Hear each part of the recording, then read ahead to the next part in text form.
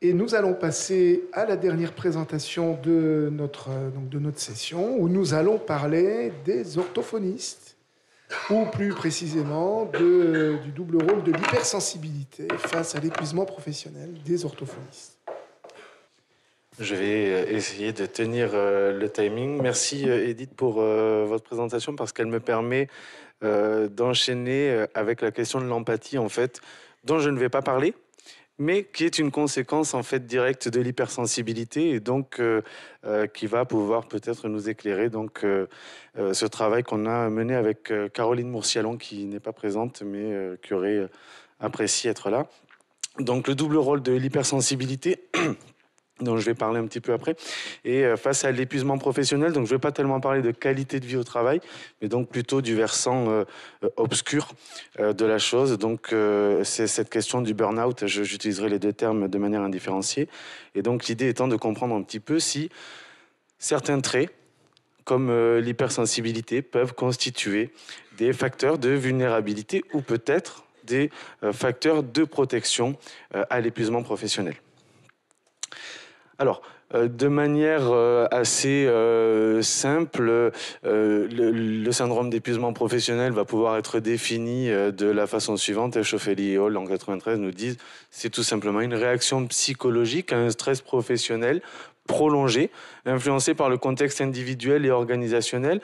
Alors sur le versant organisationnel, on a déjà entendu parler certains de nos collègues qui sont intervenus.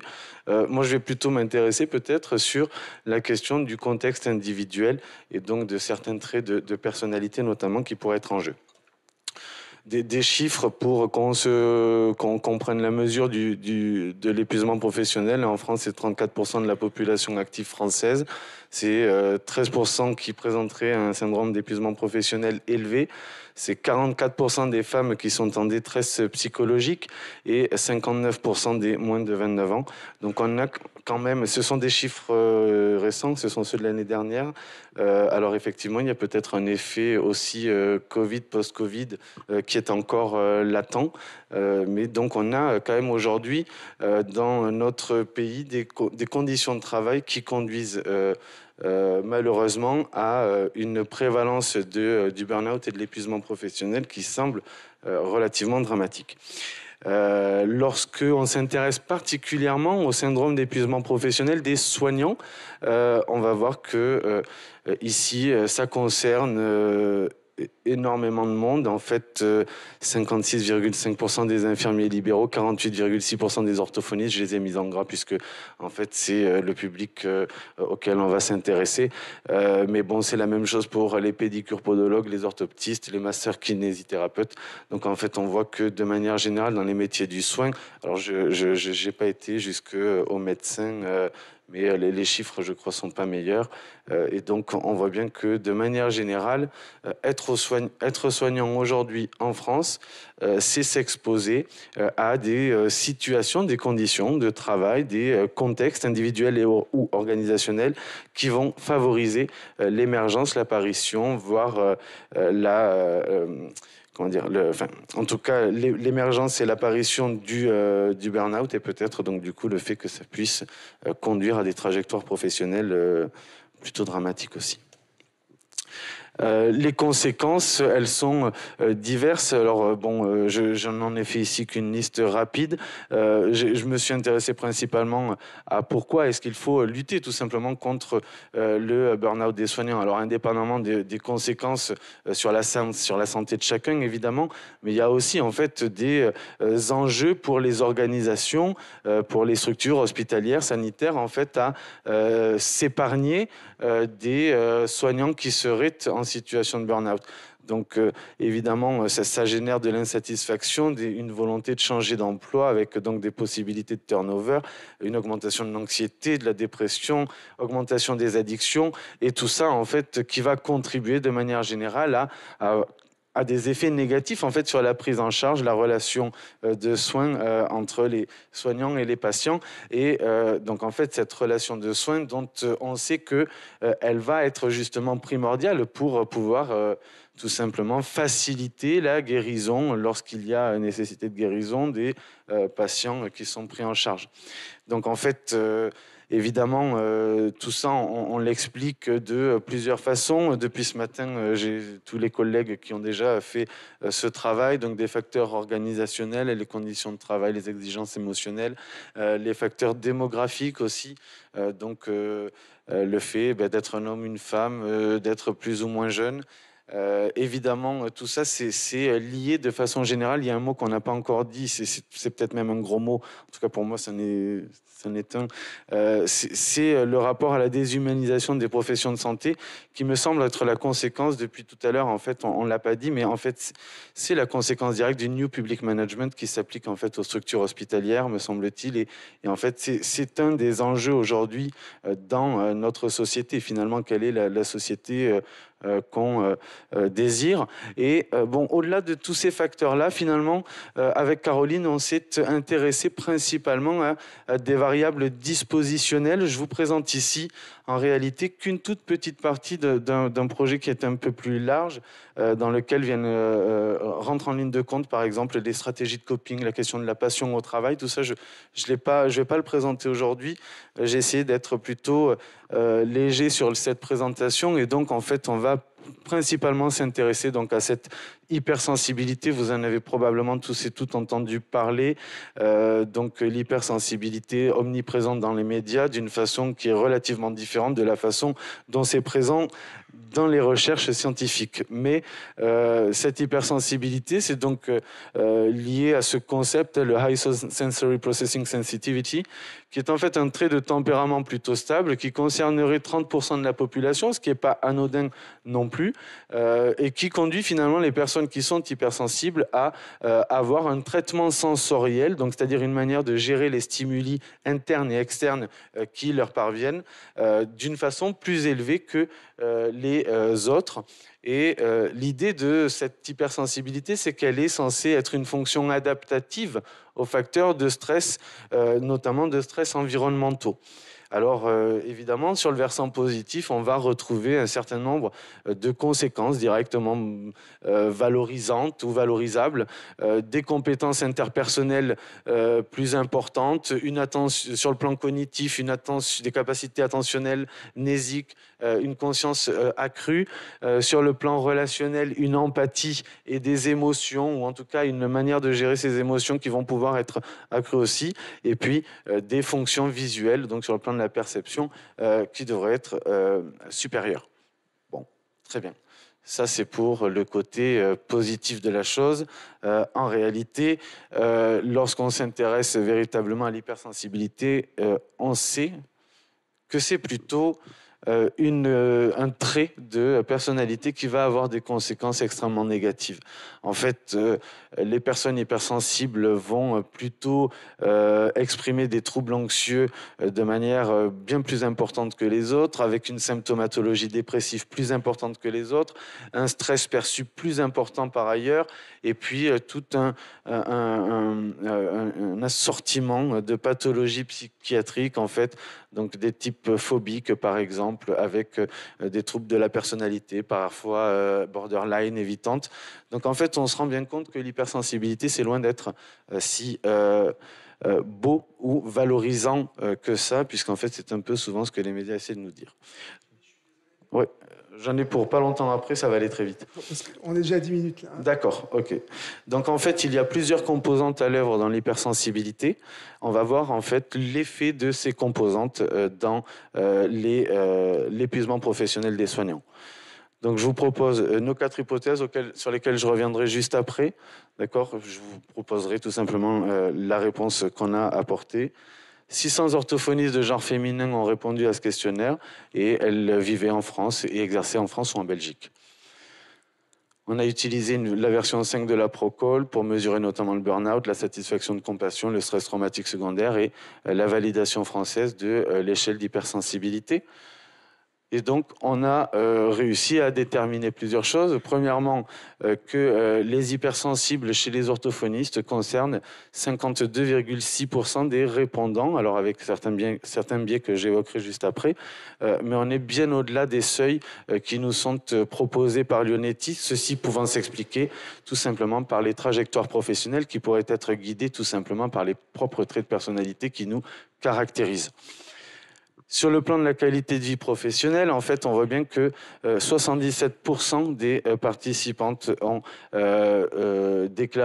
rapporté un score de burn-out modéré ou élevé, avec des scores de satisfaction de compassion finalement très élevés aussi. On a 75% modérés et puis 22% élevés.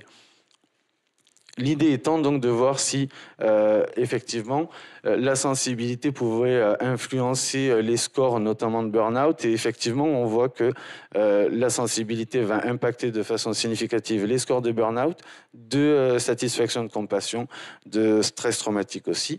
Alors que l'âge, en revanche, n'a aucune influence, alors que la littérature nous dit que ça en a en général.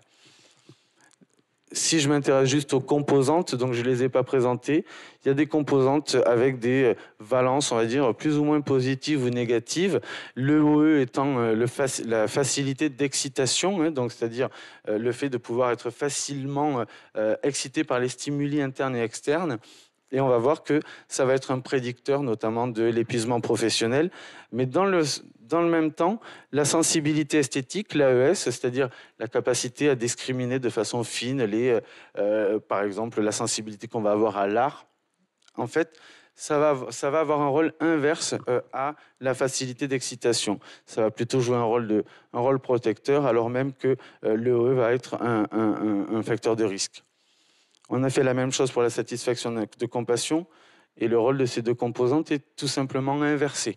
Autrement dit, l'AES devient en fait un facteur qui va favoriser la satisfaction de compassion. L'EOE va devenir un facteur de risque pour la satisfaction de compassion. Juste concernant nos hypothèses, nous avons bien confirmé que la proportion des orthophonistes en situation de burn-out est plus élevée que la population générale, c'était un présupposé, mais l'âge n'est pas rentré en ligne de compte dans ces scores-là. En revanche, ce qu'on voit, c'est que l'hypersensibilité influence bien les scores de burn-out et avec un rôle des composantes qui va être différent, notamment sur les deux que j'ai cités jusque-là. Mais il en existe deux autres que je n'ai pas évoqués. Le seuil de sensibilité, tout simplement, est-ce que notre seuil de sensibilité est plus ou moins élevé? Et une quatrième composante, la capacité tout simplement à s'inscrire dans des logiques d'évitement des situations désagréables.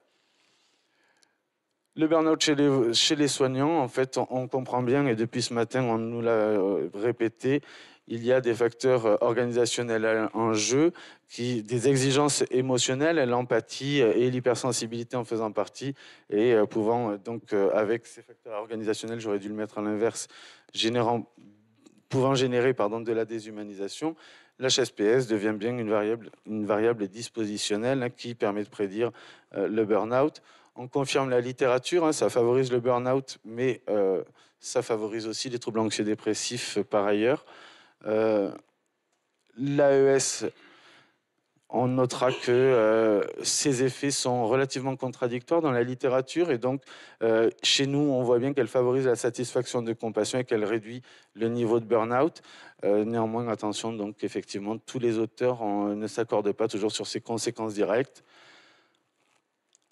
Parce qu'effectivement, en fait, l'AES va générer une satisfaction de compassion élevée, mais en fait, si je m'intéresse juste au score d'hypersensibilité de façon générale, alors l'hypersensibilité réduit la satisfaction de compassion. Autrement dit, il faut avoir une hypersensibilité élevée en raison d'une sensibilité esthétique très élevée pour que cela puisse jouer son rôle de protection. Concernant la dernière dimension, je vous épargne tout ça parce qu'on a peu le temps, je suis désolé.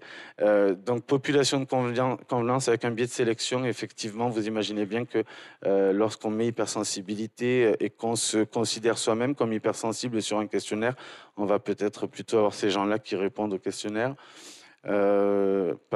Et quelques perspectives quand même, et c'est d'ailleurs le sens de l'étude qu'on mène, c'est est-ce que par exemple la composante sur l'évitement des nuisances constitue une stratégie de coping?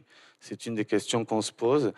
Quel est le rôle des émotions par ailleurs dans cette hypersensibilité? On s'intéresse notamment aux stratégies de régulation émotionnelle. Et puis la question de la mesure de l'HSPS qui est en question aujourd'hui, qui est remise en question par certains auteurs, non pas en tant que construit, mais plutôt dans la façon dont on le mesure. Merci pour votre écoute. Je suis navré pour le timing.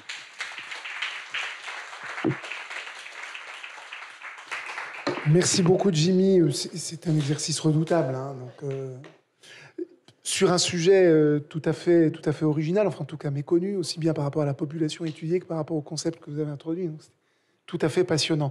On a de la place pour un commentaire ou une question, si vous le souhaitez. Oui, Didier. Merci pour cette présentation qui est une des rares à prendre en compte les variables intra-individuelles dans l'émergence de la qualité de vie ou son inverse, les risques psychosociaux. Alors, une première remarque, attention quand même aux chiffres concernant le pourcentage de burn-out dans la population, dans les groupes professionnels. Quand vous annoncez les 56%, ça voudrait dire que 56% du groupe professionnel en question devrait être en arrêt de travail. Donc attention, hein, on a quand même des mesures du burn-out qui n'ont pas de borne clinique qui permettent de dire que quelqu'un est ou pas en burn-out. On a des mesures qui permettent de dire qu'on a un degré plus ou moins élevé de burn-out, mais attention aux chiffres qui traînent un peu partout sur la population française, des groupes, etc. Vous vous rendez compte, il faut faire vraiment très, très attention par rapport à ça. Alors, une remarque sinon d'ordre très, très général. Quid de ces personnes qui sont hypersensibles? Quid de ces personnes qui ont un névrosisme élevé? Quid de ces personnes qui ont des traits de personnalité qui contribuent à engendrer du stress, du burn-out, etc. On passe un test de personnalité à l'embauche et puis on prend que ceux qui sont les plus adaptés, the survival of the fittest. Non, mais c'est une vraie question. Qu'est-ce qu'on fait? Est-ce que le travail, c'est un lieu d'insertion professionnelle, finalement, ou est-ce que c'est un lieu d'exclusion, quoi? Donc, c'est quand même une vraie question qui se pose pour nous, qu'on soit théoricien ou praticien. Les chiffres, pour la première remarque, les chiffres viennent d'une étude, j'ai plus le nom en tête, mais donc c'est une étude tout à fait sérieuse. Concernant la question des est-ce que le travail est une source d'insertion ou d'exclusion, en fait, la question, c'est pas tellement de se dire que les personnes hypersensibles, il faudrait les exclure parce qu'elles ont un potentiel de risque à développer du burn-out plus élevé. C'est déjà la première chose qu'il faudrait faire, c'est se poser la question de la structure et non pas la question de l'individu. Ça, c'est une première chose. Maintenant, la démarche dans laquelle moi je m'inscris, ou en tout cas cette recherche s'inscrit, c'est plutôt, il y a un état de fait, c'est-à-dire des personnes qui sont en souffrance. Comment est-ce qu'on fait, puisque les structures aujourd'hui, et notamment avec ce que j'évoquais tout à l'heure, le New Public Management, de toute évidence, on ne va pas vers une société dans laquelle on se dit que l'individu n'est pas toujours responsable de ce qui lui arrive. Et donc, du coup, on va lui dire, bon, ben, la structure, elle a mis en place des choses pour toi, elle a mis en place une démarche QVT, etc.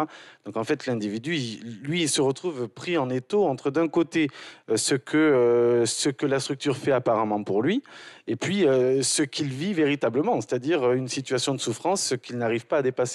Et donc la démarche dans laquelle je m'inscris plutôt, c'est comment est-ce qu'on fait pour que ces personnes puissent essayer, avec les ressources qu'elles ont en elles-mêmes, en fait, tout simplement de s'adapter, d'essayer de trouver des ressources ou des portes de sortie. Et donc là, par exemple, je n'ai pas évoqué ça, mais le fait de savoir que la sensibilité esthétique est un facteur de protection. En fait, ça peut conduire à une éducation à l'art, aux arts, au beau, à l'esthétique, qui va en fait avoir des bénéfices. C'est-à-dire que la personne hypersensible et non hypersensible d'ailleurs, en développant cette sensibilité esthétique-là, va pouvoir en fait se protéger des effets négatifs de ses conditions de travail, par exemple, ou des exigences émotionnelles qu'elle pourrait vivre au quotidien. Et de la même manière, sur la question de la facilité d'excitation, on peut imaginer des démarches, tout simplement, par exemple, avec c'est un projet qu'on a avec une collègue du laboratoire dont je fais partie. Est-ce que, par exemple, des séances de pleine conscience, des séances des promenades, par exemple, dans les bois, etc., est-ce que ça peut, par exemple, diminuer la facilité d'excitation de manière, en fait, à essayer de se reconnecter avec les conséquence directe des stimuli qui nous assaillent. Merci. Via des conséquences, oui. Merci beaucoup, Jimmy. Vous nous offrez là je vous laisse.